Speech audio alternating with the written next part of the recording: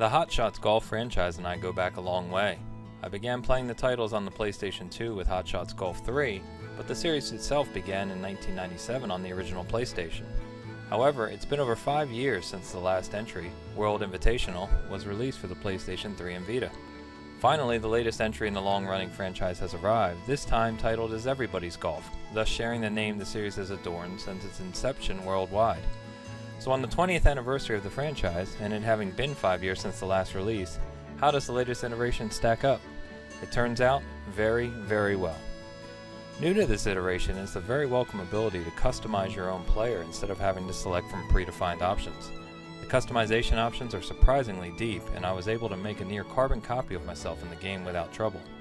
Clothing and outfit selections are heavily varied as well, and you will unlock a near endless amount of them as you level up and beat the many opponents in the game. Do you want to be more imaginative than me and create an atrocity that will scare everyone off of the links? You have that ability as well should you so choose. As soon as you begin playing the tutorial, series veterans will feel right at home. The charm you've come to expect from the series is here in spades, as are the realistic golf options and physics. For Everybody's Golf, Clap Hands has done away with the ability to swing using the thumbsticks and instead returns to the trusty and reliable 3-step swing. As always, the key to hitting a good shot is to read the ball lie, the wind, and to achieve perfect impact. Nailing that perfect shot is as rewarding as ever, and the game's built-in celebrations and clip recordings make sure to celebrate every accomplishment. Naturally, on the flip side, making a critical mistake or missing a putt by a few inches can be maddening, but that's all part of the addicting nature of the series. Beautiful yet challenging course design has been another staple of the series, and again, Everybody's Golf doesn't disappoint. As has been the norm, the initial course is pretty standard fare with few hazards to challenge you while you acclimate to the game. However, as you progress and unlock additional courses, they become more and more challenging with some truly outrageous layouts appearing later in the game. All in all, there are 7 full courses, with 5 being unlocked via the single player progression and 2 being implemented as DLC to celebrate the 20th anniversary of the series. One of the DLC courses was a pre-order bonus, while the last looks to be a pay-only course, which is disappointing. However, even without the DLC courses, there is plenty of variety which is expanded upon further, as the courses can also be played in mirror form. New to the series is a home, where your avatar will enter into the many activities Everybody's Golf offers. From here you can visit the shop, customize your character, play tournaments, go fishing, play trivia, and enter online play. As you level up, you'll also unlock spectators that will begin to fill your home area, offering you hints and further templates for character customization should you want to look exactly like another avatar you've seen in the game. While fishing is a fun distraction for short periods of time, the home world doesn't offer much in the way of functionality otherwise. It acts more of a way of organizing the game options rather than something truly interesting. There are a few small changes to the traditional gameplay systems on the course that veterans should be aware of. First, the specialized balls that you select from before a round are still present, but this time they act as consumables and can only be used for a single round. While not a huge annoyance, this change is rather useless and simply results in adding another layer of management that really wasn't necessary. A more welcome change, however, is the ability to now level up your clubs as you play. Each club has 4 ratings attached to it representing power, control, spin, and backdoor, which represents the ability to fall in the cup when close. With each shot you take, depending on how you hit the ball, you will slowly increase your skill level with each club. Over time, you will become more accurate and have more control over each shot. This addition to the formula is a welcome one, as it adds to the sense of progression as a player and automatically helps to improve your scores the more often you play. Progressing through the single player component of Everybody's Golf is a joy. You begin at rank 1 and play 9 or 18 hole tournaments to gain experience. Once you fill your experience bar, a versus character will appear, whom you must then beat in match play.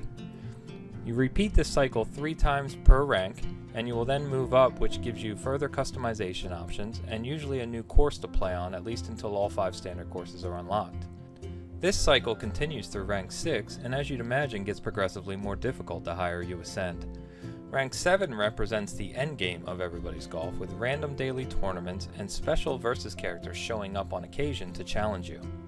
Looking through the game's encyclopedia, there seems to be a very large amount of versus characters to compete with, so between the online play and randomized match play, you'll consistently have new challenges to face.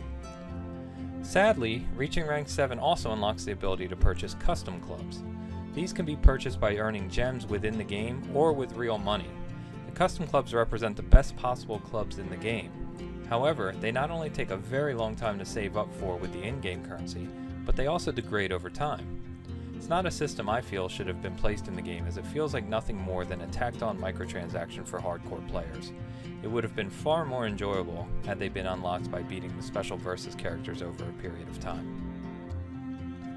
The largest difference between Everybody's Golf and prior entries in the series is the online component, which is extensive. For starters, you can set up a private lobby to play with up to 5 friends using a variety of options for the round. You can also compete on single holes or 9-hole rounds with players worldwide on any of the courses. Each of the online courses also acts as its own multiplayer hub as well, so in between golfing you are able to drive around each course, fish, discover coins, and items as well. Again, it's not hugely intriguing, but it does offer a social space that is yet another way you can lose time to Everybody's Golf. The most interesting addition to the online space is a new mode titled Turf War. Turf War is a competitive game mode where players are placed on either a red or blue team via matchmaking, and then tasked with playing 5 holes selected at random from a course. What makes it unique is there being no structure to how you play individually. For every player on a team who completes a hole, their score is then tallied via a scoreboard that tracks the total points for each team and each hole. The team with the most points on a particular hole wins it, and thus the team who wins 3 out of 5 holes at the end of 10 minutes wins the match. It's an interesting take on how to offer competitive matchmaking within a golf game, and I've enjoyed playing Turf War quite a bit. Though be warned, as with most of the online play in Everybody's Golf, some players are extremely talented, so I wouldn't recommend competing online until you have a good feel for both the game and the courses. In the end, it's not the customization, fishing, or hubs that have you coming back to Everybody's Golf round after round. It's a fantastic level of polish that's applied to a proven formula. The engaging design, charming presentation, and fluid mechanics fans of the series expect are all here in spades and better than ever. The online hubs, daily competitions, and full character customization simply add another notch in the cap of a franchise that is yet to be topped in the genre. While the tacked-on microtransactions in the endgame are a blemish, they don't ruin the overall experience and can be completely ignored if you choose. Lastly, it's worth mentioning that if you own a PlayStation 4 Pro and a 4K TV, Everybody's Golf is enhanced for the Pro with 4K and HDR support. As a higher frame rate doesn't play much of a role when playing, I've been using the 4K and HDR options and they're absolutely fantastic.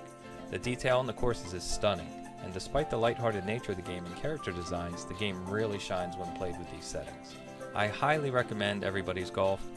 It's another worthy title in the long-running series and an absolute joy to play, and lastly a fitting celebration for the franchise's 20-year anniversary. I just hope we don't have to wait another 5 years for the next one.